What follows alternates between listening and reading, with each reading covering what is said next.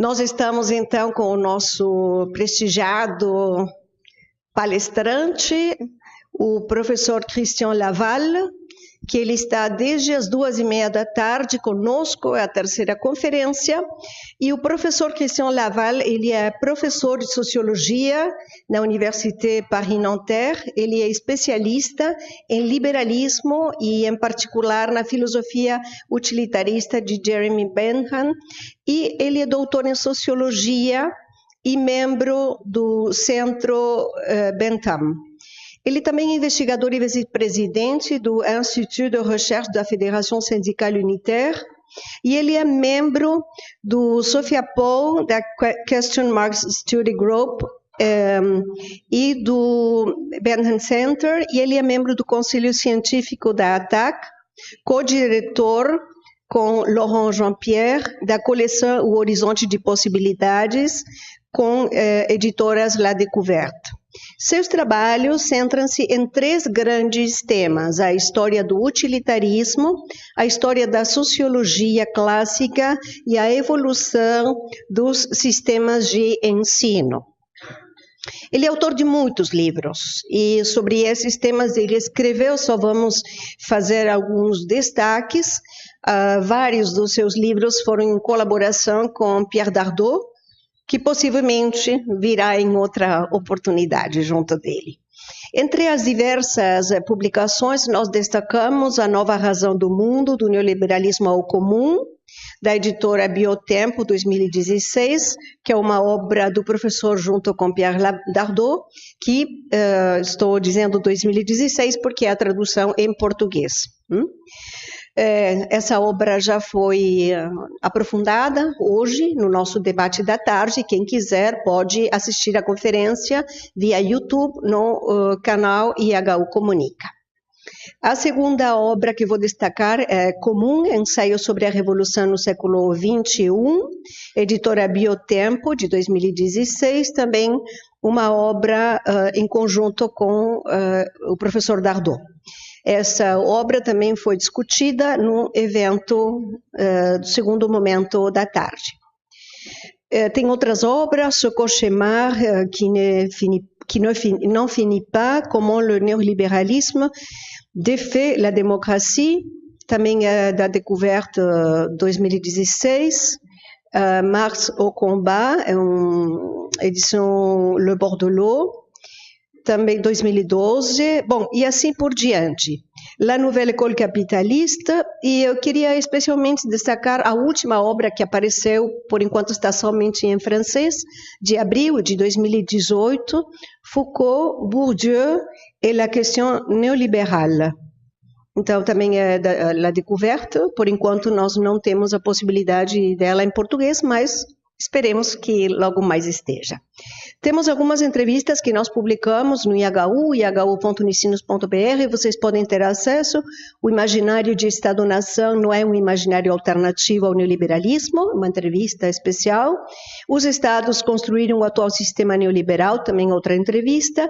E alguns artigos que nós publicamos, Desigualdades no atual contexto econômico brasileiro, O Comum é a Revolução, dizem Dardot e Laval, e o terceiro que nós publicamos também, O Comum, um ensaio sobre a Revolução do século XXI. Nós queremos, de forma muito especial, esta longa jornada, agradecer ao professor, que vem de vários lugares do Brasil, não é a sua primeira, não está de férias, as férias vão começar depois de vários lugares em Brasil, está acompanhado da sua esposa, que também está prestigiando aqui no meio nosso, Madame Evelyn, e então agradecemos a presença de todos vocês. Em função de que já é a terceira palestra, nós vamos tentar, se possível, encerrar às 9h30. Então, todo mundo que quiser as perguntas, vão pensando as perguntas para que, no momento, possamos fazer bloco, né, de perguntas e o professor possa encerrar um pouquinho antes, porque mais ou menos às 6h da manhã ele já vai estar viajando para as próximas palestras em outros lugares do Brasil. Agradecemos muito a presença de todos e, especialmente, o nosso palestrante, a quem já damos a palavra.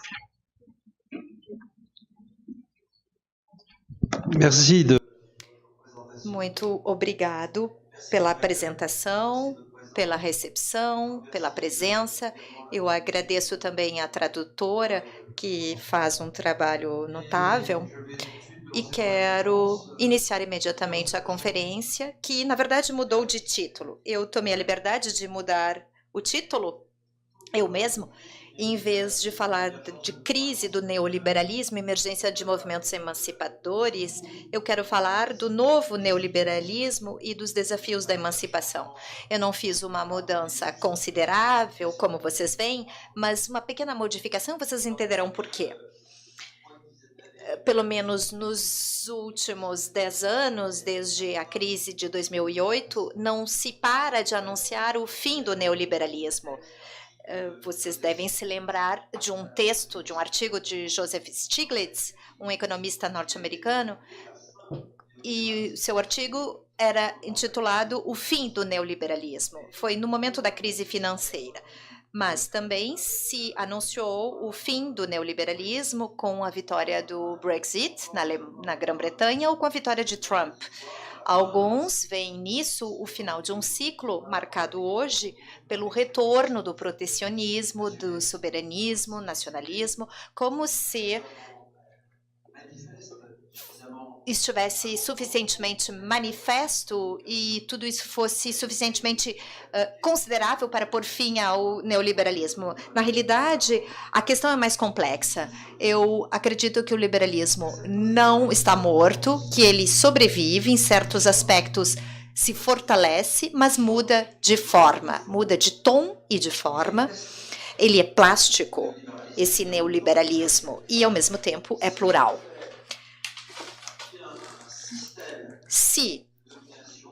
Se fez dele um sistema de dominação mundial com um conjunto de regras, princípios e funcionamento uniforme, mas também estamos lidando com uma grande variedade de tipos de neoliberalismo. Esses tipos são nacionais e regionais e também têm variantes no tempo. O neoliberalismo se desenvolve na história e se metamorfoseia à medida em que encontra obstáculos, crises, etc. E é sobre isso que eu gostaria de falar. Tem uma hipótese a ser discutida, a de um novo liberalismo, uma nova fase do neoliberalismo. Mas, primeiro, quero lembrar o que Pierre Dardot e eu entendemos por neoliberalismo e peço desculpas por aqueles que estavam presentes hoje à tarde, que já ouviram minhas explicações. Para nós, seria fácil demais pensar que o neoliberalismo são apenas políticas econômicas, monetaristas ou de austeridade. Seria fácil demais pensar que estaríamos lidando apenas com uma extensão da mercantilização do mundo, como se dizia no movimento alterglobalização, ou até mesmo que o neoliberalismo se resume à ditadura dos mercados financeiros. E com base em Michel Foucault, nós extraímos a seguinte ideia.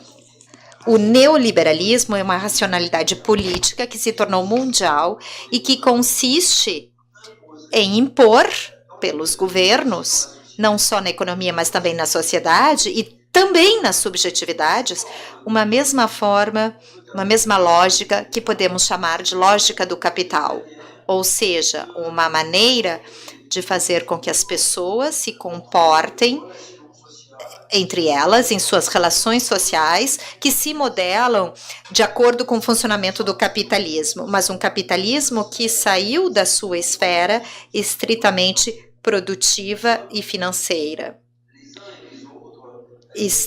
Nós somos dominados por normas, formas de vida, que aparentam, usando um termo aqui prudente, aquilo que o capitalismo impõe na própria economia. Essa racionalidade política tem dois principais aspectos. Primeiro, a lógica da concorrência, que se torna o princípio de vida na sociedade, e, segundo, o modelo da empresa, que se impõe a todas as instituições mediante determinados dispositivos precisos e concretos, como a nova gestão pública, no caso das instituições de Estado. O que caracteriza esse modo de governo neoliberal é o fato de se fortalecer e radicalizar-se à medida de suas crises.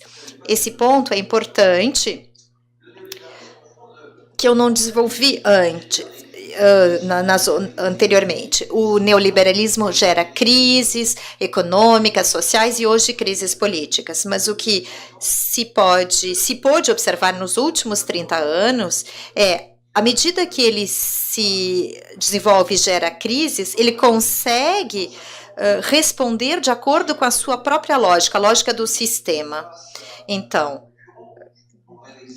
dando um exemplo muito simples da Europa, diante de concorrentes como a Alemanha, que no início dos anos 2000 impôs uma baixa redução de salários e de contribuição social e fez o que chamamos de política de redução de custos salariais, a resposta que foi dada pelos outros países europeus foi idêntica, criando uma lógica infernal de fortalecimento do neoliberalismo e cada país tentando reduzir os seus custos salariais com políticas salariais muito duras, um mercado de trabalho muito duro e tudo isso provocando uma crise de crescimento.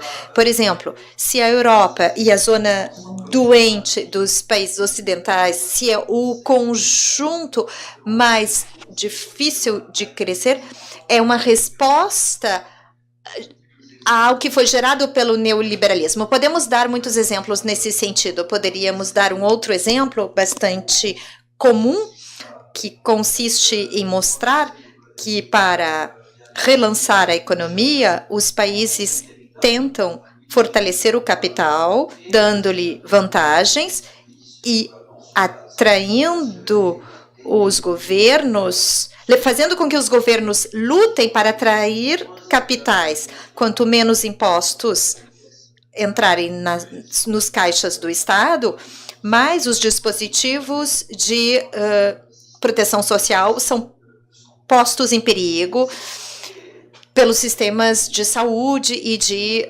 aposentadoria. Isso não é novo, justamente esse fato de que o neoliberalismo se alimenta de suas crises, mas ele também se alimenta de reações negativas que foram provocadas no plano político. Há hoje um fenômeno muito grande de um neoliberalismo que se fortalece pela própria hostilidade suscitada. E o que vivemos hoje é justamente uma forma de os governos neoliberais explorarem a raiva social, as frustrações e os retimentos que as políticas neoliberais nos últimos 30 anos provocaram. De modo que hoje o que é posto em xeque é o envelope democrático em que se desenrolaram as políticas neoliberais. Estas políticas neoliberais inicialmente não foram nem um pouco ditatoriais, não passaram por golpes de Estado, com exceção da América Latina, mas na Europa e nos Estados Unidos os processos políticos foram muito mais normais ou legais, digamos assim, e se inscreveram no plano da democracia representativa. O que está acontecendo hoje na Europa e também nos Estados Unidos, talvez em outros lugares também podemos discutir sobre isso, é que o marco da democracia liberal parece entravar a política neoliberal. Todo o enquadramento da imprensa, da livre discussão, da universidade livre, da crítica livre, tudo isso parece demais. E hoje se assiste a uma crise da democracia liberal clássica pelo advento de governos autoritários ou hiperautoritários. É nesse sentido que Trump, a vitória do Trump nos Estados Unidos, não foi um acidente histórico e marca, sim, uma data na história mundial e do neoliberalismo mundial. o sintoma é o sintoma de uma mutação na história do neoliberalismo. Mas também poderíamos dar outros exemplos europeus, como a vitória da extrema-direita na Itália, ou na Áustria, ou em muitos outros países. O que é essencial entender é que esses governos têm uma retórica, um discurso nacionalista e autoritário, xenófobo, violento, que tomam referências explícitas ao fascismo. Estou me referindo, sobretudo, ao governo italiano, e no caso do Matteo Salvini, ministro do Interior. Acho que estamos lidando com políticas que se sustentam com esse discurso nacionalista e autoritário e, ao mesmo tempo, não contestam de modo algum o neoliberalismo como modo de poder e muito menos o neoliberalismo como política de concorrência e política de desregulamentação. O que é espantoso é que esses governos favorecem as empresas, os ricos e desprezam matérias ecológicas ou financeiras. O que é característico do período é que os governos de extrema-direita e de direita extrema assumem, na realidade, o caráter absolutista e hiperautoritário do neoliberalismo, que até então fora mascarado por sua integração ou sua situação integrada no marco da democracia. Para entender bem essa transformação, acho que é preciso evitar cometer dois erros. O primeiro erro, eu falei antes, é confundir o neoliberalismo e o ultraliberalismo e libertarismo. O neoliberalismo é um intervencionismo governamental, é um modo de intervenção no Estado, não é um Estado passivo que não faz nada, é um Estado que age, e que age num sentido muito determinado para criar, construir e manter a ordem da concorrência. E para manter a ordem da concorrência, pode ser útil do ponto de vista neoliberal usar meios muito pouco democráticos. Eu falei antes sobre o Hayek, que preferia a ditadura militar do Pinochet à política socialista do Salvador Allende. É muito típico do fato de que o neoliberalismo pretende defender, acima de tudo, uma certa formação econômica da sociedade, primando sobre toda e qualquer vontade popular que possa pôr em xeque essa ordem econômica. O segundo erro seria identificar de imediato o neoliberalismo novo ao fascismo. Há tendências fascistas incontestáveis. Há uma mobilização de paixões que pode ser qualificada ou designada como fascista, paixões racistas, paixões contra, paixões de ódio contra os mais fracos, as mulheres, os negros, etc. Mas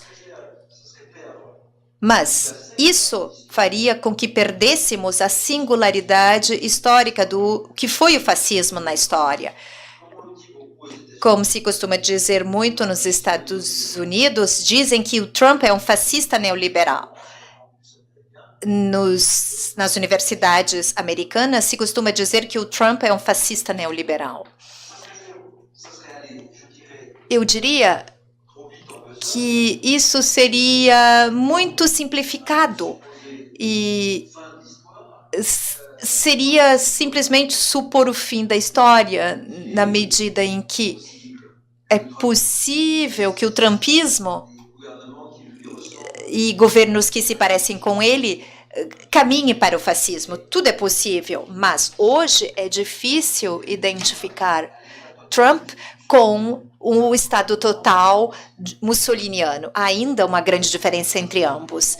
Mas o que é certo é que estamos vivenciando uma mutação do neoliberalismo que se expressa numa crise fundamental da democracia liberal. De onde vem isso? Eu disse mas antes que o neoliberalismo explora hoje e canaliza as frustrações, a raiva social oriundas das políticas neoliberais, justamente. Ele toma para si, em novas formas, aquilo que ele mesmo gerou.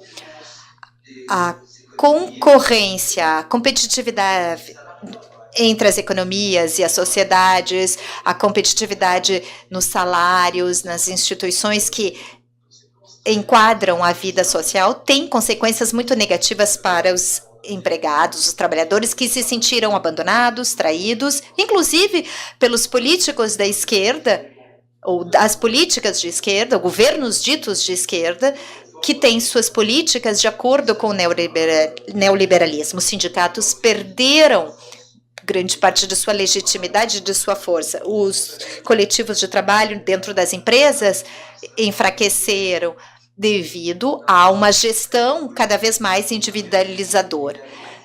E a participação dos cidadãos também perdeu seu significado, à medida em que as políticas de direita e esquerda acabaram se assemelhando. Na Europa, em muitos países, viu-se o desaparecimento da social-democracia tradicional. Ela desapareceu em vários países do leste, está muito fragilizada na França, quase desapareceu na Itália, embora sobreviva ainda na Espanha.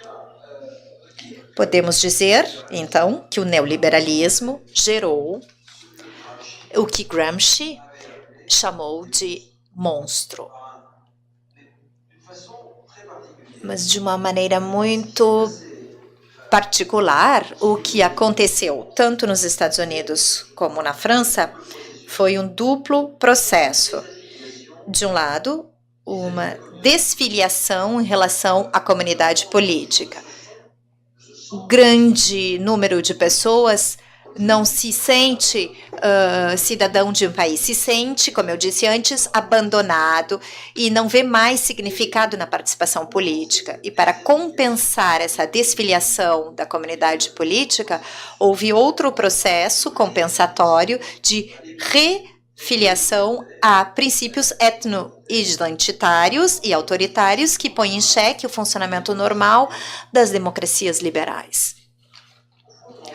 Na verdade, querendo fazer da sociedade um grande mercado, na ordem da concorrência que reconhece apenas homens, capitais humanos, tornando-se isso a base da vida social e política, e tudo isso foi minado, solapado pela progressão da raiva, do ressentimento provocado por uma tal mutação. Os perdedores da concorrência não ficaram passivos, manifestaram progressivamente sua raiva, frustração, votando em candidatos que prometiam uma grande faxina, uma varredura, rompendo com o sistema político que não lhes garantia mais o fundamental nas sociedades modernas, que é uma certa segurança. É preciso lembrar que nos países europeus, e em menor medida nos Estados Unidos, e em menor medida ainda nos países ditos periféricos, o Estado teve a obrigação de garantir um mínimo de segurança social. Não só segurança política e policial, mas segurança social. Mas, com as políticas neoliberais, o discurso mantido foi um discurso suicida para as democracias e estados que se diziam democráticos. Por quê? Porque esses governos neoliberais não pararam de repetir que estávamos em guerra, que estávamos numa guerra comercial uns com os outros e que era preciso questionar a proteção social, os dispositivos de aposentadoria, saúde e educação. E aí, o próprio significado do Estado foi questionado e provocou um apelo à proteção, um apelo à restauração de um Estado capaz de garantir essa segurança. Mas quem manteve esse discurso da segurança? Justamente forças de extrema-direita que deslocaram o alvo, que acusaram aqueles que eram vistos como parasitas, pessoas abusando do sistema social ou que não tinham nenhuma legitimidade para ter direito a esse sistema. O que está acontecendo hoje na Europa? Há uma crise migratória explorada politicamente pela extrema-direita. Na Itália, isso levou a extrema-direita ao poder. Na Áustria, levou a extrema-direita ao poder. Na Alemanha, um movimento de aliança pela Alemanha está ganhando simpatia entre a opinião pública de forma muito ampla. E parece até que esse movimento claramente xenófobo vai poder ultrapassar o Partido Social Democrata Alemão. É porque os imigrantes foram vistos e são vistos como parasitas, inúteis, pessoas que vêm ameaçar o sistema de proteção social. Isso remete, é claro, a algo muito importante, não vou ter o tempo de desenvolver aqui, que é o fato de que as proteções sociais foram construídas no âmbito nacional. Temos estados sociais, estados nacionais sociais na Europa, e parece que essa proteção social, essas benfeitorias sociais devem ser reservadas, e é assim as pessoas interpretam, na maior parte dos casos, devem ser reservadas aos cidadãos nacionais. Mas, mais do que isso, acredito que a concorrência geral que afeta o princípio de solidariedade e foi algo que teve sua tradução numa série de políticas e medidas e parece ser o próprio sentido da vida coletiva. Isso foi mostrado por correntes filosóficas, políticas, que mostraram que a solidariedade no século XX era algo normal. Pagávamos impostos e contribuições para criar um fundo comum a ser compartilhado por todos em caso de necessidade. Mas quando o neoliberalismo insufla um novo espírito, o espírito da concorrência, esse ideal de solidariedade, esses princípios de solidariedade enfraquecem, de tal modo que muitas pessoas nas classes médias ou classes médias superiores temem pelo seu bem-estar e percebem a pobreza ou os pobres como uma ameaça para a sua posição social. Tudo isso levou a um aumento do ódio social pelo estrangeiro, pelos pobres. E essas paixões mobilizadoras, como diz um historiador do fascismo, Paxton, tudo isso foi captado pelas forças de extrema-direita. Como eu suponho, justamente estamos lidando com um novo neoliberalismo. Na minha explicação, de acordo com a minha explicação, seria uma versão original da racionalidade neoliberal que teria adotado o paradigma da guerra. O paradigma da guerra contra os estrangeiros, mas também contra uma parte da população nacional, baseando-se justamente no ódio e na raiva produzidos pelo próprio neoliberalismo.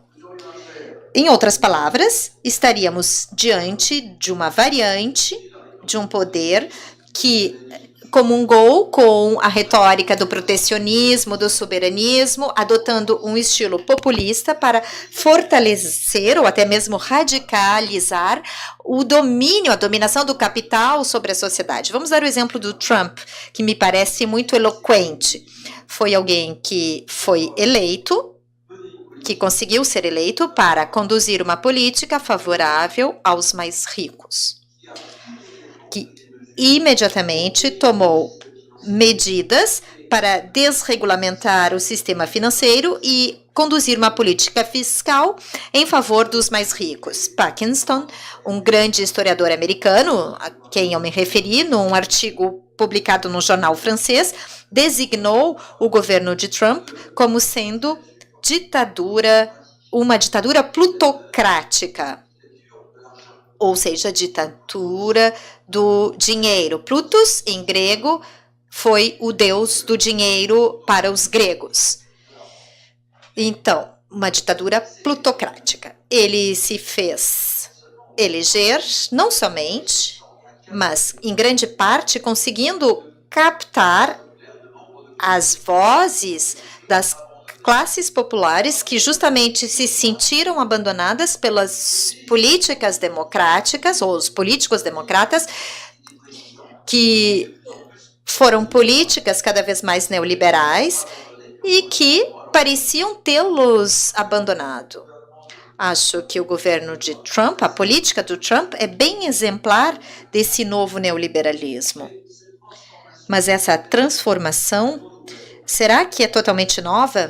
Na verdade, acho que ela acentua, sobretudo, um dos aspectos clássicos do neoliberalismo. Radicaliza o seu caráter, aquele caráter que eu chamo de profundamente estratégico. Devemos lembrar que o neoliberalismo não é um conservadorismo, um imobilismo, é um modo de governo que visa a mudar a sociedade ou os homens. É uma política, um modo de governo que deseja impor uma lógica a populações e indivíduos que não pediram, que não quiseram isso. Então, há um lado de força imposta, uma estratégia de guerra contra a sua própria população. Esse poder, aliás, se observarmos bem, vai usar todos os meios disponíveis para isso. Na França, um dos meios mais clássicos para impor medidas neoliberais é um discurso de chantagem, segundo o qual, se as reformas não forem feitas, os outros farão isso e nós vamos perder, vocês perderão, etc. E desta forma, na França, em outros países também, estão conduzindo uma política de privatização das ferrovias e nos dizem que sem essa política de privatização das ferrovias, nossas ferrovias serão destruídas, serão vencidas pela concorrência, etc, etc. Da mesma maneira, sem políticas de reforma das aposentadorias, enfim, não conseguiremos, etc. Um dos caminhos mais clássicos é mudar a lei, criando uma política para modificar o marco constitucional ou legal em que se exerce a atividade econômica e social. O neoliberalismo não precisa mais tanto da força que foi exercida no passado. O que vimos foram ferrolhos implantados nos sistemas políticos. No Brasil, vocês devem ter bons exemplos com os jogos parlamentares e jogos judiciais que permitiram modificar consideravelmente as políticas conduzidas desde 2016 ou até mesmo antes. Às vezes, há variantes nacionais e que têm uma característica geral. É dentro do marco formal do sistema político representativo que se implantam progressivamente dispositivos antidemocráticos e que têm uma eficácia temível, ou seja, sem modificar aparentemente a democracia liberal. O que funciona hoje são dispositivos antidemocráticos. Acho que estamos cada vez mais lidando com governos que eu chamaria de guerra civil. Em primeiro lugar, a linguagem em vigor utilizada pelos governos é uma linguagem de guerra econômica, como eu disse antes. As reformas do direito trabalhista, de proteção social, etc., sempre visam a acreditar, a fazer com que se acredite que há uma urgência e uma mobilização que não pode ser evitada porque estamos cercados por inimigos. Os inimigos são os concorrentes. E como estamos em guerra econômica, os grandes princípios da democracia liberal, a divisão dos poderes, por exemplo, os direitos humanos, soberania do povo, etc., tem apenas um valor relativo. Ou seja, a democracia liberal e social deixa de ter, na verdade, uma utilidade para o sistema econômico e pode-se, então, assim, prescindir dela ou contorná-la. Na França, querem fazer uma reforma constitucional que vai fragilizar o parlamento. É típico de políticas que fortalecem o executivo em detrimento daquilo que, dentro das democracias representativas, é o cerne do sistema. A pluralidade, a oposição de interesses e de elaboração, conflitiva, é claro, mas no marco institucional, uma elaboração de uma posição majoritária. É uma matriz estratégica aplicada no campo econômico e social. É um modelo que está se tornando cada vez mais híbrido com o securitarismo de Estado. Desde 11 de setembro de 2001, vimos o desenvolvimento de várias medidas e dispositivos que foram violando progressivamente as regras das liberdades nas democracias liberais. Introduziu-se na lei a vigilância maciça da população e até mesmo o uso de tortura. Esse modelo de governo acaba constituindo um modo de governo contra os cidadãos, pela desconfiança generalizada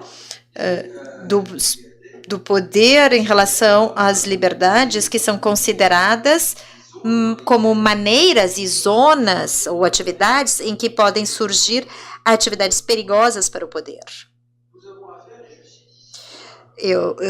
Estamos diante de algo, e aqui cito um cientista político de Harvard, estamos lidando com uma contra-revolução sem revolução, que visa controlar e reprimir uma parte da população considerada perigosa. Provavelmente o alvo principal seja o Estado Islâmico, o jihadismo, com essa questão da guerra terrorista que surgem outras correntes de protestos ecológicos, de estudantes, movimentos de subúrbios, que são atacados, e imigrantes ilegais que são cada vez mais atacados da forma mais indigna possível. Há uma guerra contra um inimigo interno hoje que vem completar a guerra econômica contra o inimigo externo. Temos, então, uma mistura entre uma estratégia neoliberal clássica, de guerra econômica e concorrência de todos contra todos, e o paradigma militar da guerra contra-insurrecional a partir de uma mesma matriz, que é a da guerra civil. Isso me parece ser o principal fator de aceleração de saída da democracia. Isto não quer dizer que esse movimento seja inevitável. Acho que estamos vivendo em uma situação muito perigosa, porque em várias regiões do mundo a direção é a mesma. A direção que se está tomando, ou seja, é a mesma rumo a poderes políticos autoritários. Há, portanto, efeitos de contaminação e de facilitação do uso da força, da tomada de poder por indivíduos ou grupos que são adversários dos princípios democráticos elementares. A eleição de Trump deu, eu diria, uma autorização à implantação de medidas autoritárias de governos ditatoriais. É nesse sentido que esse novo neoliberalismo pode adquirir um caráter mundial, pelo caráter sistêmico hoje das políticas implementadas. Essa tendência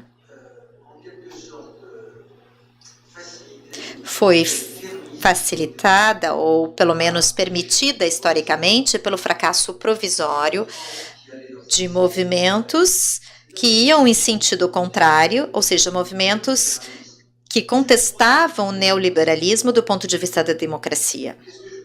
O que eu quero dizer? Nos anos 1990, vimos o surgimento de movimentos emancipadores, anti-globalização ou alter-globalização.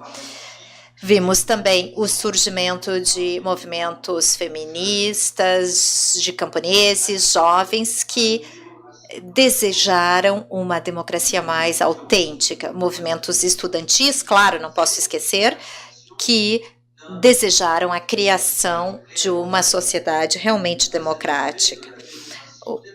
Uma sociedade que estava insatisfeita com o funcionamento da sociedade, que foi tomada por movimentos oligárquicos ligados às classes dominantes na economia.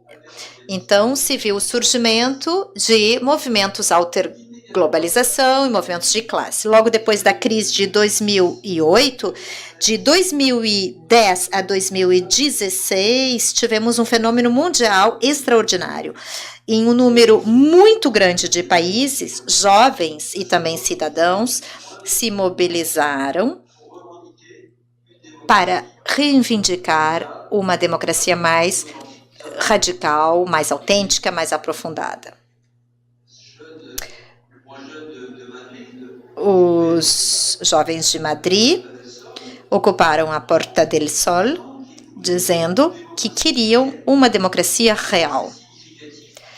É bastante significativo o sentido desse movimento. Somente a partir de 2015, em 2015 e 2016, esse movimento acabou se esgotando, não encontrou expressão política. Como não encontrou expressão política, se desencaminhou. Então, penso sobretudo no movimento do Syriza na Grécia, que foi subjugado pela União Europeia a adotar medidas muito severas de austeridade. O governo traiu, de certa forma, as aspirações do movimento social. Eu sei que em 2013 o Brasil também teve um tipo de movimento assim, participando de um ciclo mundial de lutas. Não podemos esquecer que hoje os movimentos são mundiais, mas esses movimentos não tiveram uma desembocadura política, e o que vimos surgir foi uma reação autoritária que explora e utiliza, como eu disse, a raiva social. Isso nos leva a raciocinar em termos de ciclos. O ciclo autoritário que estamos vendo hoje, que é muito perigoso e ameaçador, mas talvez, em dado momento, possamos imaginar que dentro de alguns meses ou algum tempo, podemos assistir a uma contestação ao neoliberalismo do ponto de vista da democracia. E aí percebemos que lidamos com o que eu chamo de uma grande bifurcação. A crise atual dos sistemas político-liberais representativos pode levar tanto a uma aceleração da saída da democracia, o que um autor americano, Andy Brown, chama de uma desdemocratização, ou seja, uma aceleração da desdemocratização, que pode chegar, talvez, até uma pós-democracia, como dizem alguns, sobretudo um colega, Colin Crouch, que fala em pós-democracia, ou então, talvez, caminhemos para outro sentido, para forças de outro sentido, um movimento para uma democratização da democracia, eu chamaria assim, do modo como apareceu no final dos anos 90 e no início dos anos 2000. No tempo que resta, quero enfatizar os desafios que me parecem ser importantes diante para esses movimentos emancipatórios e antineoliberais. Para responder ao neoliberalismo hiperautoritário de hoje, esses movimentos emancipatórios precisam responder a determinadas perguntas que lhes são dirigidas. Eu vejo 10 desafios que se colocam hoje aos movimentos de emancipação. O primeiro deles é que estamos lidando com um sistema de poder mundial, produzindo efeitos maciços e generalizados. A questão é saber se os movimentos alternativos ou de emancipação hoje têm uma análise suficiente sobre o que seja o neoliberalismo. Para mim, essa questão é muito importante, porque Pierre Dardot e eu, nos nossos trabalhos, tentamos retraçar certas análises que nem sempre são compartilhadas por esses movimentos. E, primeiramente, então, fazer uma análise correta, exata do neoliberalismo. O segundo desafio o projeto histórico da emancipação é a emancipação pela realização da igualdade. Esse projeto parecia ser conduzido por um movimento inevitável da história. Desde o século XIX, se pensa que a emancipação é o caminho, é para onde estamos nos dirigindo, porque o progresso seria imanente ao processo histórico. Essa concepção da história é hoje profundamente questionada, posta em xeque. Por quê? Pelas catástrofes que se percebe no horizonte. Não se pode mais acreditar que a história nos conduza necessariamente a uma sociedade melhor. Nós podemos perceber isso no sucesso das distopias no cinema e na literatura. A questão é saber se podemos fugir deste catastrofismo e reinventar um novo progressismo ou uma nova filosofia do progresso, uma nova concepção da história como progresso, que não seja mais um progresso imanente ao processo. O terceiro desafio está muito ligado a esse segundo. O fato de que a emancipação se tornou, de certa forma, um pouco o monopólio de uma doutrina marxista, socialista, com a pretensão de ser científica, repousando na ideia de que havia leis naturais do desenvolvimento histórico. A partir deste postulado, havia a necessidade de um partido político de vanguarda detendo o conhecimento das leis históricas.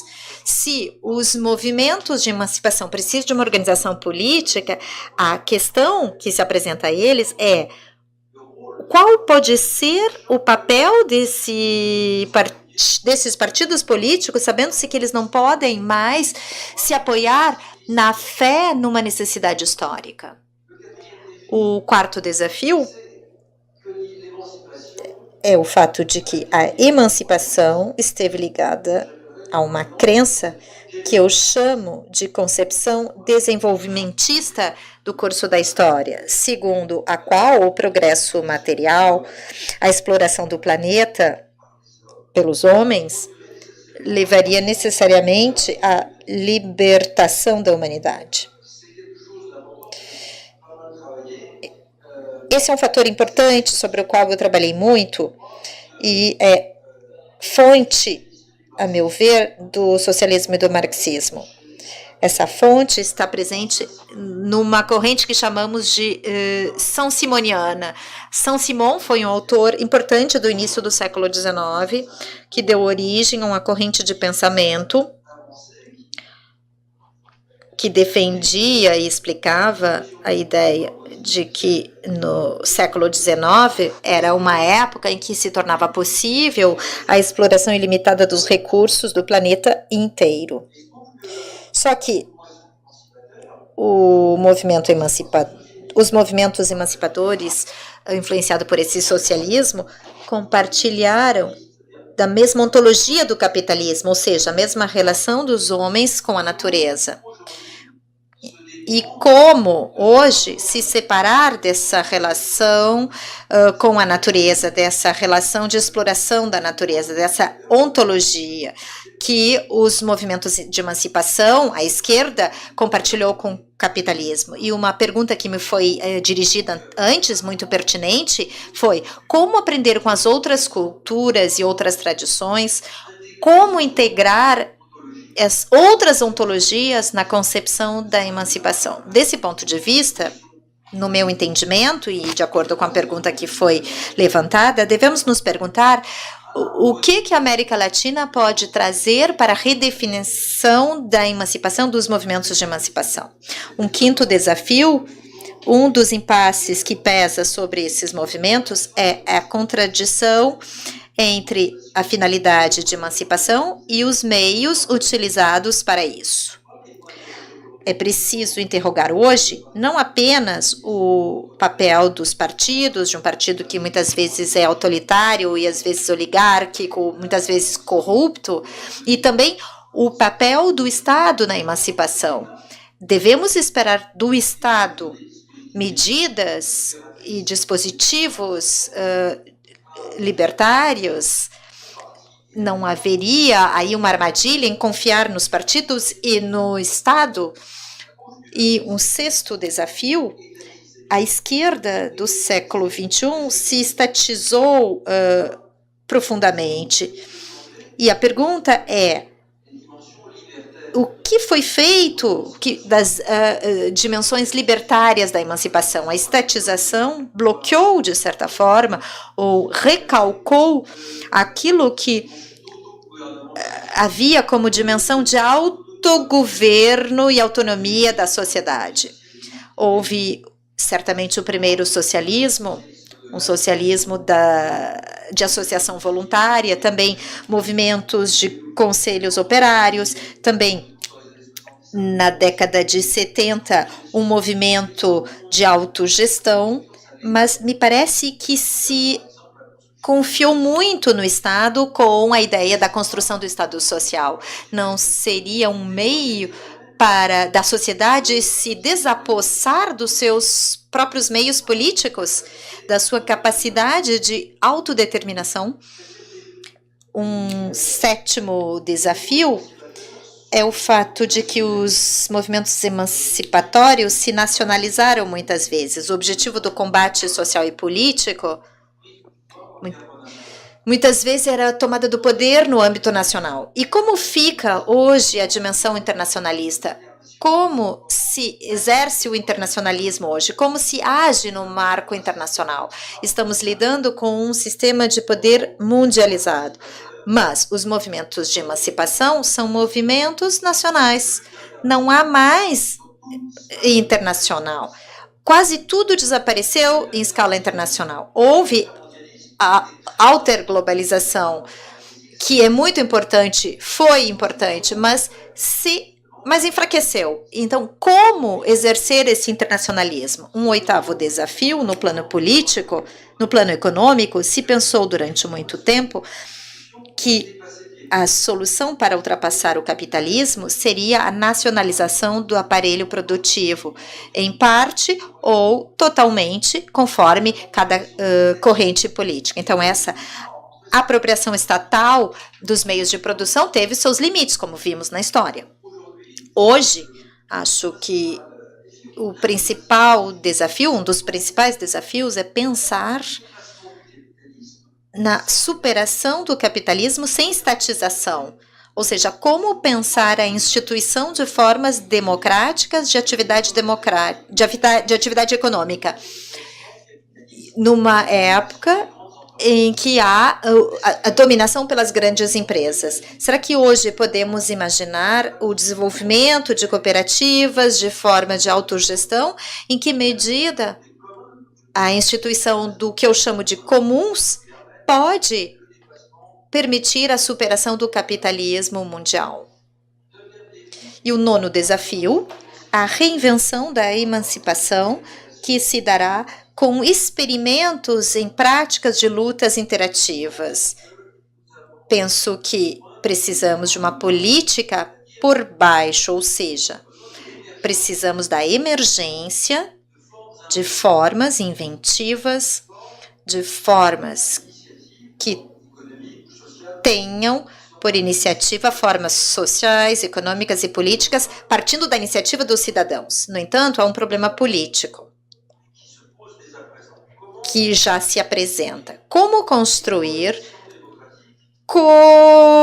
coligações democráticas com todas essas forças esparsas e com todos esses movimentos diferentes, movimentos de camponeses, mulheres, jovens, como constituir um bloco democrático diante e contra o bloco oligárquico que está no poder por toda parte. E o 10º desafio: há séculos tem havido uma esperança de emancipação, uma grande esperança baseada em determinado imaginário de igualdade e solidariedade. Eu falei antes sobre a solidariedade. Isso mobilizava paixões em relação a um certo senso da felicidade. E a questão, hoje, lançada aos diferentes movimentos de emancipação, é como fazer com que a esperança ressurja diante de um mundo tão sombrio, diante de horizontes tão negros, diante da destruição dos seres vivos, das espécies, da destruição possível da humanidade hoje. Será que podemos ter esperança tendo apenas em vista esses horizontes sombrios? Parece-me que os movimentos de emancipação talvez tenham sido muito tristes em suas constatações e também muito austeros em suas práticas militantes. A questão é como refazer a imaginação política e relançar uma criação de utopia e também encontrar formas mais atrativas de funcionamento das organizações. E eu me pergunto, quanto à dimensão estética, a dimensão sensível, espiritual dos movimentos de emancipação. E para concluir, e depois de ter listado esses desafios, eu gostaria de destacar alguns pontos. O sistema neoliberal é mais rígido, está mais radical do que nunca e, ao mesmo tempo, é frágil. Alguns defendem até mesmo que ele está se tornando mais violento porque está mais frágil do que nunca. A questão da emancipação, de fato, está posta e se põe de uma forma nova, depois de um fracasso e de um socialismo reformista. Mas os movimentos de emancipação mudam de sentido e de conceito com a mudança de concepção da história. Porque como a história não contém mais um progresso imanente, não podemos mais pensar numa concepção da história como foi criada nos séculos 18 e 19. Precisamos, então, associar imaginação política e experiências utópicas novas. Mas estamos assistindo efetivamente à emergência de uma imaginação política ligada a experimentos. E Pierre Dardot e eu tentamos teorizar em função dos princípios do comum. E vemos uma mudança de atitude dos indivíduos. Não basta apenas criticar o que está acontecendo, é preciso refazer a sociedade com novas bases, criando desde já novas instituições que permitam prefigurar uma sociedade futura. Eu penso que essa extensão do campo do experimento, que chamamos de instituição dos comuns, é o que nos faz mudar de paradigma emancipador. Passamos de um paradigma que repousava na necessidade histórica, naquilo que Martin Buber, um filósofo alemão, chamou de necessitarismo, a um possibilitarismo. Passamos da necessidade à possibilidade. A possibilidade de implantar desde já modos de ser e fazer diferentes. Mudamos, portanto, devemos mudar, portanto, de estratégia, porque não podemos apostar tudo na tomada do poder por um partido que mudaria completamente a sociedade e a vida. Acho que isso acabou. Esse esquema serviu para o século XX, hoje se esgotou. Precisamos inventar, e os movimentos de emancipação precisam inventar, uma nova relação, uma nova articulação entre um projeto emancipador e experimentos atuais. Sem desprezar o fato de que o confronto político, principalmente com o aparelho de Estado, é sempre uma possibilidade e provavelmente algo inevitável no momento de passar a outra sociedade. É por esta razão que nós falamos, não somos os únicos, mas em utopias reais, há uma obra bastante significativa de um sociólogo americano, Eric Colin Wright, que escreveu um livro intitulado Utopia Real. É interessante. Esse autor vem da corrente marxista e hoje é este autor que nos diz que não devemos mais esperar da construção de um partido o fim da história ou a solução, mais exatamente, para ele.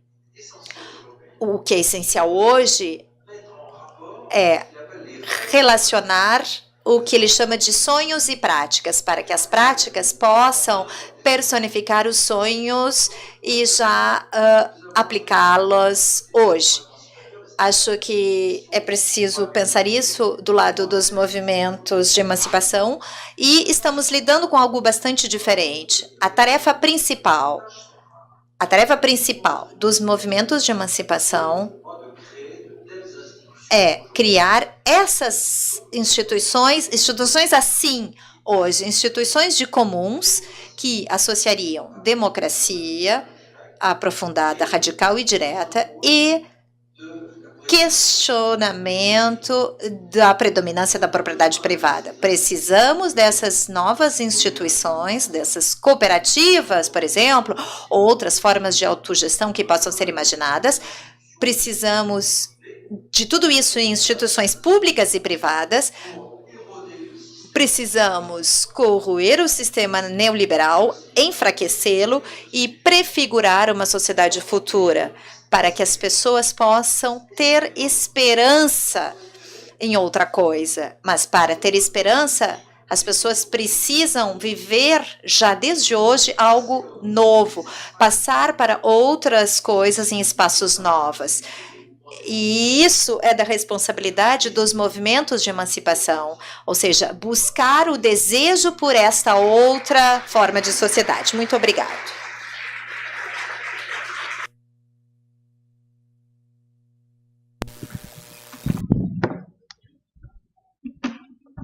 Muitíssimo obrigado, professor Laval, por mais uma brilhante conferência terceira desta noite. Para dar continuidade aos nossos trabalhos, vou pedir que quem quiser fazer alguma pergunta, alguma intervenção, se identifique e vamos fazer blocos de perguntas. Nós temos aqui, peço se tiver algum dos meus colegas que possa passar o microfone, por favor. Então, vamos na primeira pergunta, segunda pergunta aqui, e vamos ver se tem mais uma terceira pergunta. Enquanto vão passando o microfone, então, ou se a pessoa quiser, pode vir aqui, talvez seja melhor. Nesta última entrevista, a China, nova potência mundial, contradições ilógicas que vem transformando o país.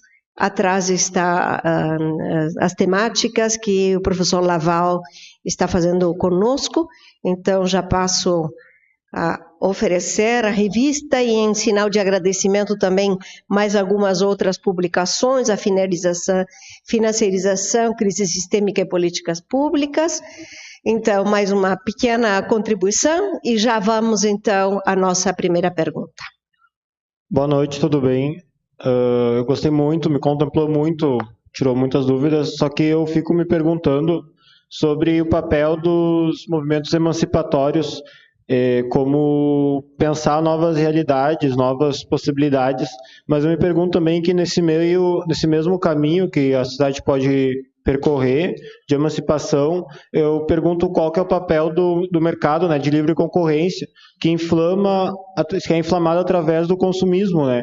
Enquanto tiver um consumismo, a sociedade for uma sociedade hiperconsumista, como é que a gente vai combater o sistema de concorrência para enfraquecer o neoliberalismo? Essa é a pergunta que eu faço. Ivo, eu faço filosofia. Solicitamos, por favor, que as perguntas sejam feitas de forma clara, porque a tradutora está vendo vocês de costas. Então, obrigada. Bom, boa noite, também agradecer por esse rico espaço.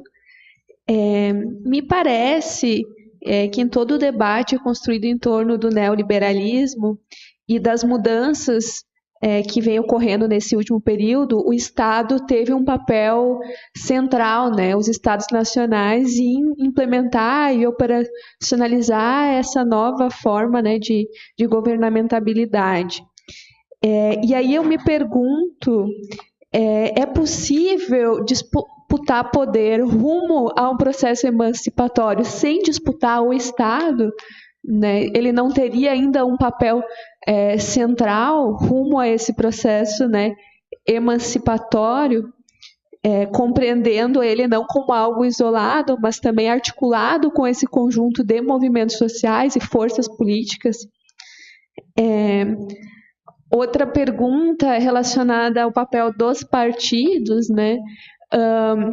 Será que não seria um debate de repensar o papel que os partidos cumprem, compreendendo como um polo aglutinador desses diferentes movimentos sociais, já que coloca essa necessidade, né, de uma certa articulação das diferentes formas de manifestação, ao invés da gente negar este papel? Será que não deveria se repensar por completo o papel de uma organização política, né, capaz de pensar estrategicamente, né, a disputa desse poder rumo a uma emancipação social, política, enfim? Obrigada. Mais uma... Adriele. Mais alguma pergunta, colocação? Então, vamos passando a palavra ao professor. Je prends celui-là. Vous pouvez le garder peut-être celui-là. Ah bah oui, maniable. Oui, il est question dans votre première question. Primeira pergunta trata-se do papel do mercado e da concorrência. Com certeza, a imposição a implantação de uma sociedade que repousa numa lógica de concorrência, que trata os indivíduos como consumidores e mesmo consumidores de escola, saúde, etc., isso modifica as subjetividades. Aliás, esse é o objetivo da operação. Uma palavra que citamos no nosso livro, que é uma palavra da Margaret Thatcher, que dizia que o importante era mudar a alma e o coração dos indivíduos. E que isso tinha de ser feito mediante a economia. É uma palavra muito dura e violenta, mudar a alma e o coração dos indivíduos mediante economia. Mas, ao mesmo tempo, é uma frase que deve ser pensada essencialmente, porque isso nos faz pensar na questão do neoliberalismo que visa mudar a sociedade e os indivíduos. A questão é terrível. Ou seja, como com esses processos de subjetivação, como diria Foucault, como é que podemos ainda pensar numa emancipação, numa liberação, numa libertação? Podemos acreditar nisso pelo fato de que, em dado momento na história, há o que Foucault chama de crise generalizada de governamentalidade, como diz o próprio Foucault. São insurreições gerais contra o modo pelo qual os indivíduos são governados. Vimos recentemente, com os grandes movimentos que se realizaram nas praças, o eco de movimentos que surgiram nos anos 70, depois da insurreição de 1968 na França. Milhares de jovens ou de pessoas questionaram o seu modo de viver, em que eram obrigados a ser o que não queriam mais ser. Ou seja, acho que isso é base de todo o movimento de emancipação e de oposição. A emancipação precisa ser interrogada enquanto vocábulo. Se entendemos que a emancipação é fim de todo o governo, estamos enganados. Acho que sempre há a possibilidade de revolta, de insubordinação, de insubmissão. Sempre há uma possibilidade de levante, de insurreição, porque em dado momento, as situações às que as pessoas são submetidas pode rapidamente se tornar insuportável. Como os consumidores vão conseguir suportar ser tratados com alimentação envenenada por uma agricultura produtivista, com novas doenças graves, como as pessoas poderão continuar vivendo nos engarrafamentos. Eu tive uma experiência pessoal em São Paulo e lá isso tem uma dimensão apocalíptica. Como é que as pessoas conseguem continuar vivendo nessa situação insuportável? Sempre podemos apostar que em dado momento se cristalizam as raivas, as insatisfações e que talvez tudo isso possa levar não mais uma submissão maior, e sim mais liberdade. É uma questão também política.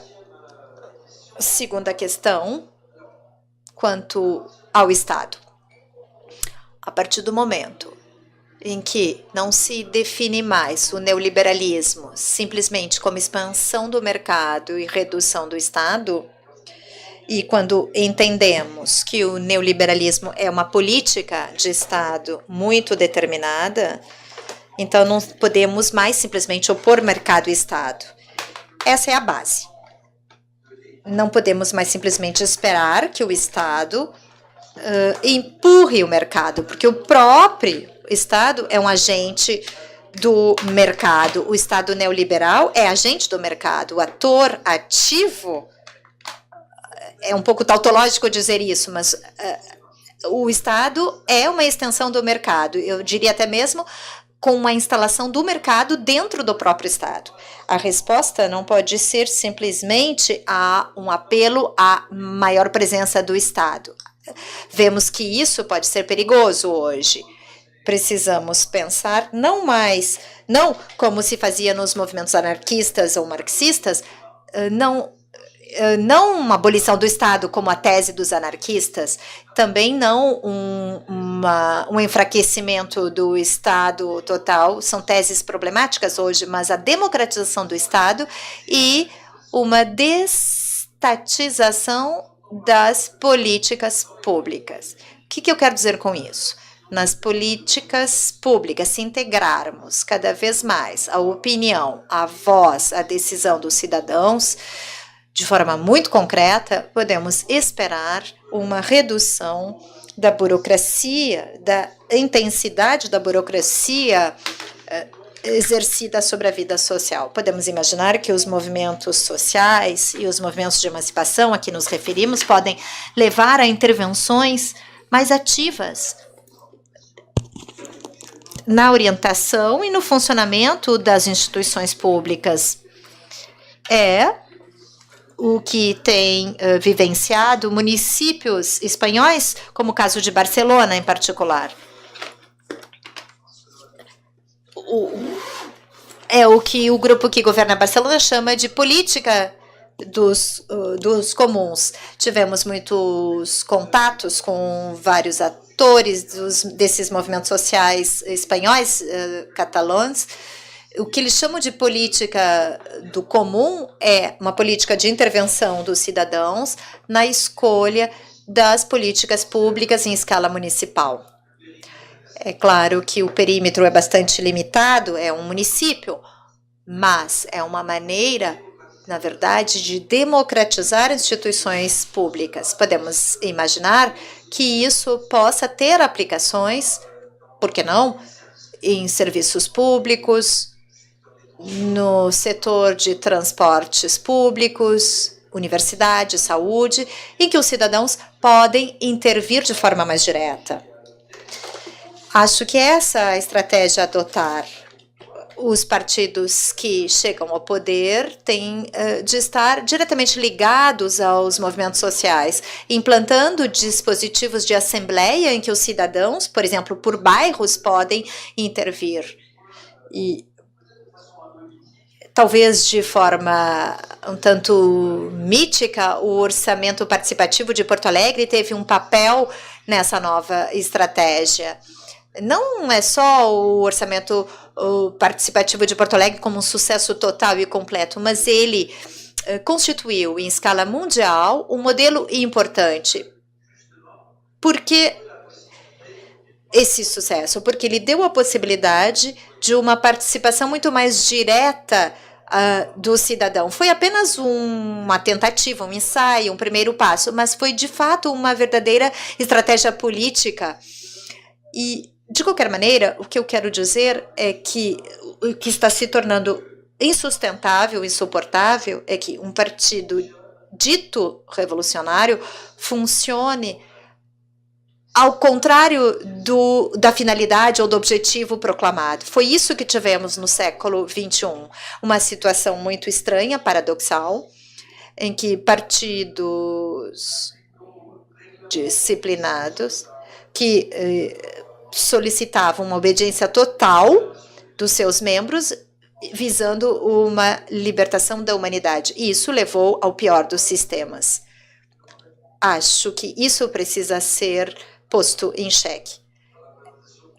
Só quero fazer um anúncio, porque a Suzana não mencionou, com o Pierre Dardot, nós escrevemos outro livro, ele e eu, para celebrar a Revolução de Outubro, e publicamos em outubro de 2017 uma obra sobre a Revolução Russa, o bolchevismo e as lições a serem tiradas disso.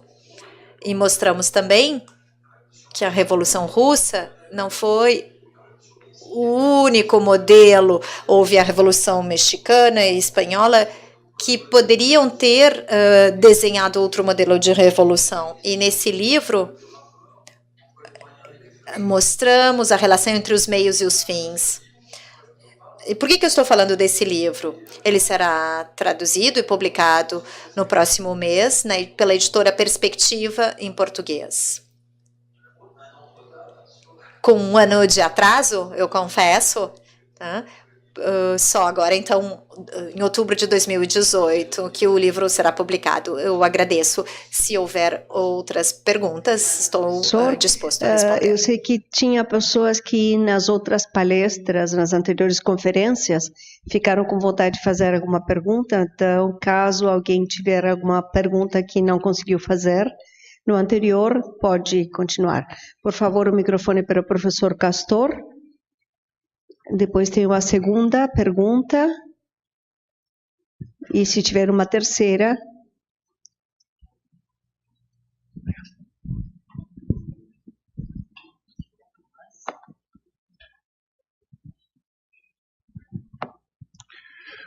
Boa noite. Meu nome é Castor, sou professor aqui na Unicinos, professor de filosofia. Agradeço muito as 3 palestras que hoje nos ofereceu. E a minha questão é a respeito da questão da guerra civil. O neoliberalismo tem como foco a gestão das condutas, a administração das liberdades e, no limite, produzir a própria liberdade dos sujeitos como uma forma útil de gerenciar as instituições. O neoliberalismo fugiu dos dispositivos da soberania, que são dispositivos de força, porque a força sempre gera resistências que, no limite, também inviabilizam uma boa gestão, porque os indivíduos resistem mais facilmente à força, ou menos mais rapidamente. Você trouxe a questão de que, na atual fase do neoliberalismo, a guerra civil está sendo utilizada como um dispositivo de governamentalidade, de governo, na verdade. A guerra civil é um dispositivo da soberania, é um dispositivo da força. A minha questão é se, na sua visão, no caso, os dispositivos de força e da soberania, em concreto a guerra civil, ou o estado de exceção, ou o golpe de Estado, eles são elementos, podem ser considerados dispositivos biopolíticos também, ou a gente pensaria que são elementos conjunturais, pontuais, neste momento histórico, como ocorreu com os fascismos na década de 30. E neste ponto também uma segunda questão é qual é a sua opinião, a sua relação com os estudos de Lazzarato, sobre a questão da guerra civil, e mais especificamente com os estudos de Giorgio Agamben, a respeito tanto da exceção quanto da estasis, a guerra civil como dispositivo biopolítico das sociedades contemporâneas que inverteram a relação. A ordem mundial é uma ordem que está sendo policiada com dispositivos de policiamento, enquanto a cidadania está sendo aplicada o dispositivo do inimigo. Agradeço. Seguinte pergunta. Boa noite, professor Laval. Muito obrigada pela sua explanação nos 3 turnos, foi excelente. Eu me chamo Renata, sou estudante do doutorado em educação aqui da Unicinos. Eu queria ter feito essa pergunta antes, eu não consegui, então vou aproveitar o momento. Eu gostaria, se possível, que o senhor explorasse um pouco como é que a questão da diferença é concebida nesse novo contexto neoliberal que o senhor tem descrito. Porque me parece que o neoliberalismo ele sempre conviveu muito bem com a diferença. ser diferente durante muito tempo foi um capital humano importante, valorizado. Era importante eu trazer a diferença dentro da lógica da empresa, por exemplo. Porém, nessa mutação do neoliberalismo, esse discurso autoritário tem sido muito forte contra a diferença. Esse discurso contra a diferença parece se fortalecer. Então, como é que a gente pode pensar a questão da diferença nesse novo contexto do neoliberalismo?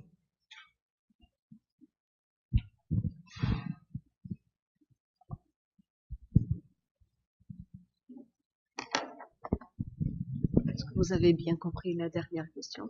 Oui, d'accord. Então, vamos responder o professor R. Então, Tom Madalena, il y a encore une question, troisième. Boa noite, professor. Obrigado pela palestra. Meu nome é Antônio Madalena, Tom Madalena, conhecido aqui né? Eu sou professor de filosofia no Instituto Federal Sul-Rio Grandense.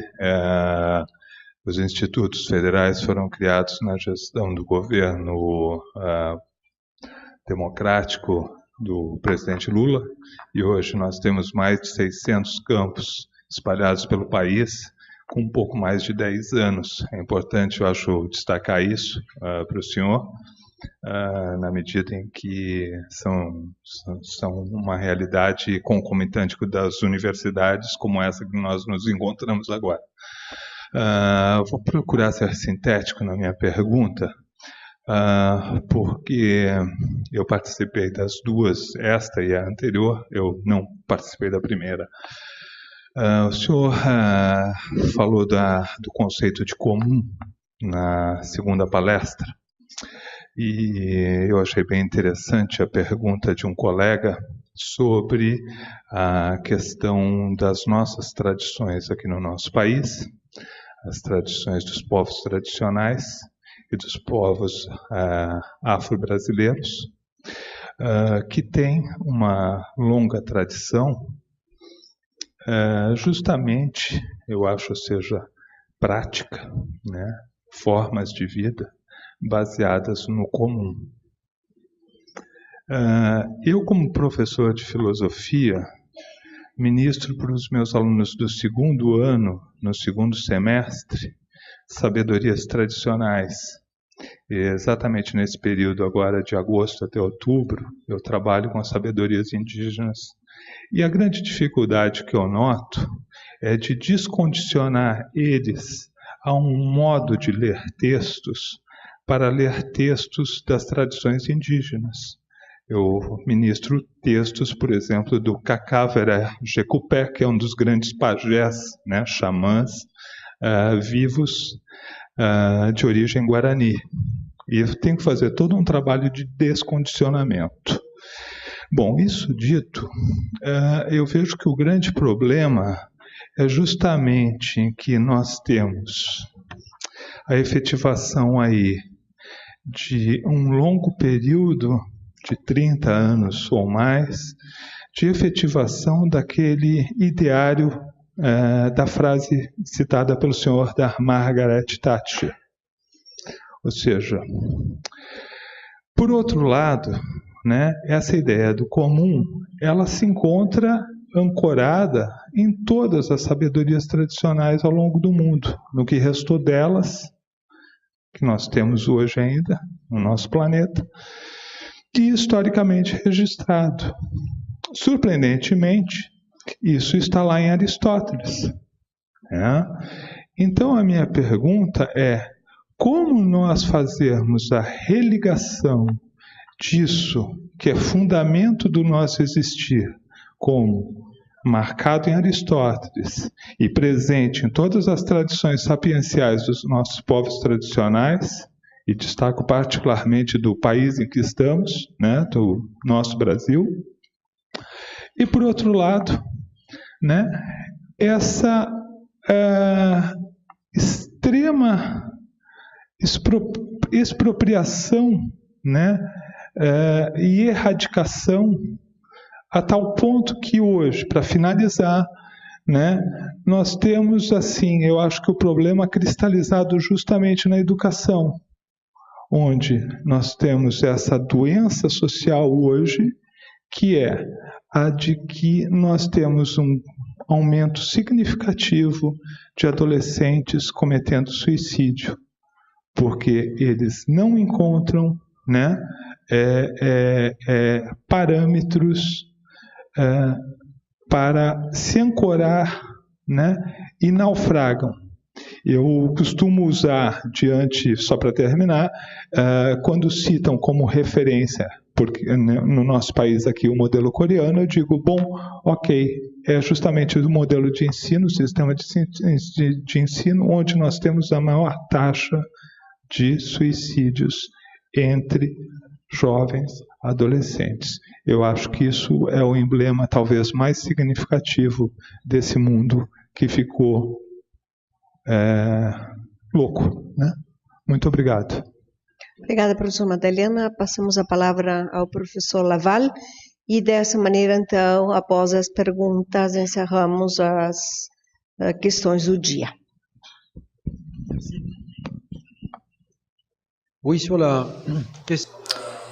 Quanto à questão da guerra civil e do neoliberalismo, se seguirmos ao pé da letra as análises de Foucault, podemos ter a impressão de que estamos lidando com uma separação entre o modelo neoliberal baseado num governo pela liberdade dos sujeitos e, do outro lado, o modelo da soberania, o modelo da guerra, da força. Na realidade, as coisas são mais complicadas do que isso mesmo em Foucault.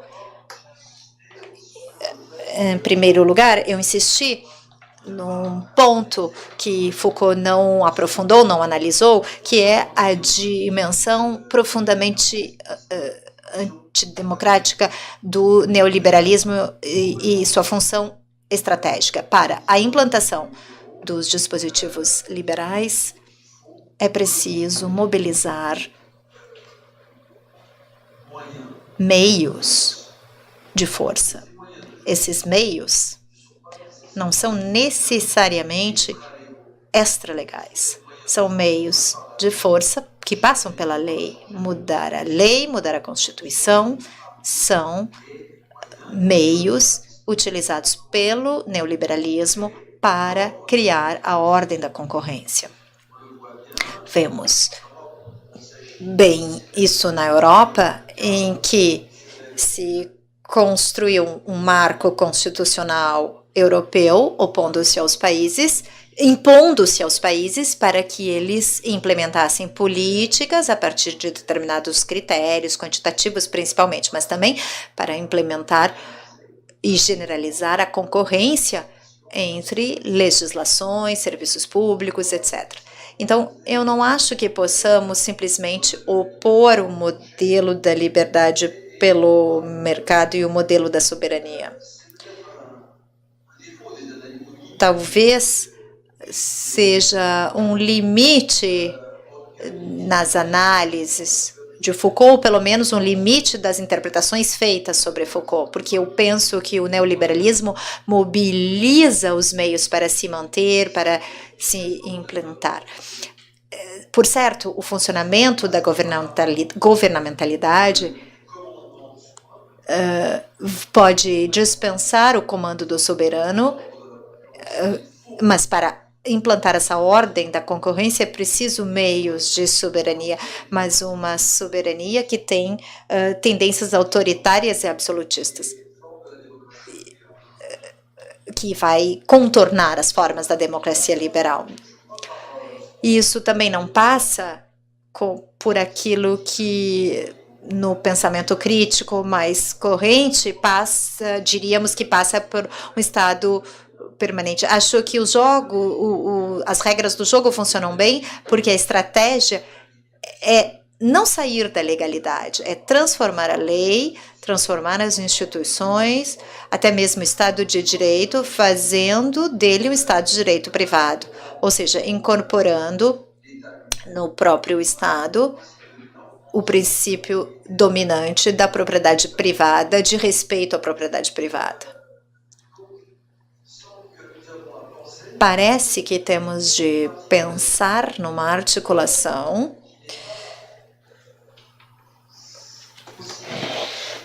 que não é possível se continuarmos pensando em termos de sequência cronológica separada, com a era da soberania, depois a era da disciplina, depois a era biopolítica, depois a era neoliberal, etc.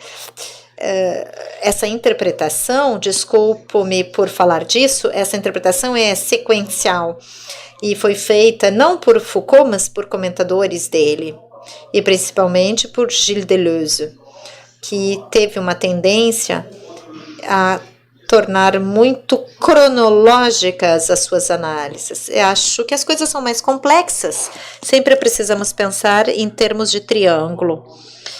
Foi o que o Foucault, em dado momento, defendeu. Então, há um triângulo de disciplina, soberania, governo. É preciso pensar assim. Então, é preciso fazer um trabalho sobre a própria soberania. Na filosofia política, é preciso retomar a questão da soberania. Não para se apropriar dela, mas para, talvez, desconstruí-la e ir além dessa questão. Quanto à questão da diferença, eu não tenho tanta certeza de que o neoliberalismo clássico tente negar as diferenças.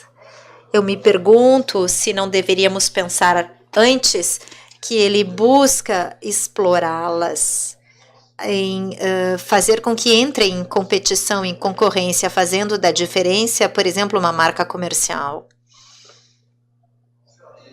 A fazer dela um elemento do branding ou marketing, cultivando, de certa forma, a diferença para neutralizá-la politicamente, para neutralizar o conflito possível. A meu ver, o que é certo é que é um modo de governo bastante complexo, que não visa necessariamente negar o fato de que haja negros, indígenas, etc., mas que gostaria de integrá-los nos jogos do mercado. Na verdade, o que é o neoliberalismo? São políticas determinadas que visam criar situações de mercado, integrando o maior número de pessoas possíveis nos jogos do mercado. Isso supõe o exercício de uma força política ou transformações da legalidade. Isso também pode passar por dispositivos sutis, muito sutis. Por exemplo, estou pensando no modo como o ensino está sendo transformado, que essa transformação não tem se dado pelo exercício da força, mas por lógicas de avaliação. São dispositivos, instrumentos de tornar o ensino uma concorrência entre os docentes. Como as tradições, como é que eu posso dizer como entendo as coisas? Eu não sei se eu entendi muito bem as suas observações, mas me parece que há vários caminhos possíveis. Há um caminho antropológico que eu compartilhei com os meus amigos do movimento anti-utilitarismo nas ciências sociais. Há um sociólogo bastante forte na França. Eles têm uma revista, a revista du Mos, que dá um jogo de palavra, porque MAU2S é a crônica do Marcel Mauss. E deixar nas costas de Marcel Mauss se pode ter aí uma lógica do dom e do contradom, de reciprocidade, mas também pode ser uma referência política. Ou seja, as políticas ou a política pública deveria se inspirar em princípios antropológicos. Talvez essa abordagem fosse muito abstrata ou acadêmica para funcionar bem. Um outro caminho que me parece mais interessante foi tomado por alguns movimentos indígenas, movimentos zapatistas, me parece muito interessante quanto à relação com a tradição, em que não se trata de uma lógica estritamente identitária ou de retorno a uma identidade perdida, e sim de uma reinvenção da tradição. Ou seja, uma retomada de determinados fundamentos da cultura tradicional, certos princípios da cultura tradicional, para atualizá-los para o mundo globalizado em que vivemos, fazendo assim desses princípios tradicionais ferramentas, instrumentos de referência para todos os outros movimentos opostos ao neoliberalismo.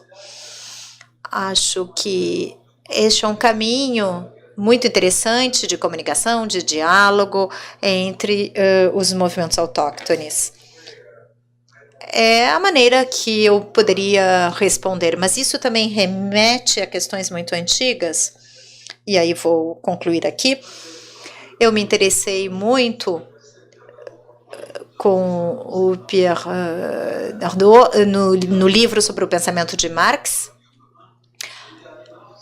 mas o último Marx foi um Marx que se interessou pelas sociedades tradicionais e que abandonou a concepção linear da história, consistindo em pensar que todas as sociedades deviam se modernizar e seguir o caminho inglês. O último Marx foi aquele que pensou que nas sociedades tradicionais havia coisas a salvar, a conservar, a reinventar até, para que essas coisas pudessem se articular hoje com determinados elementos modernos, a técnica, a ciência moderna. Acho que em Marx encontramos uma ruptura e uma retomada de um projeto do comunismo dos comuns. O que é isso? Um comunismo que já desde o século XVIII visava defender as práticas costumeiras. Foi um movimento que existiu na França, no campo, e acho que chegamos a um ponto em que devemos abandonar totalmente as lógicas desenvolvimentistas e modernizadoras, as lógicas lineares da história, e pensar mais em termos de grupo, ou seja, como recuperar, retomar tradições, reinventando-as ao mesmo tempo. Há trabalhos interessantes de historiadores sobre essa questão, sobretudo na França, que refletem sobre um novo regime de historicidade. É uma expressão que está se consagrando neste meio, um regime, então, de historicidade, que visa abandonar justamente esse olhar para o futuro que faz com que o passado desapareça totalmente. E, então, retomando o passado para ver como se projetar no futuro. Muito obrigado. De reflexão, de trabalho, professor Laval. Nós agradecemos com as nossas palmas.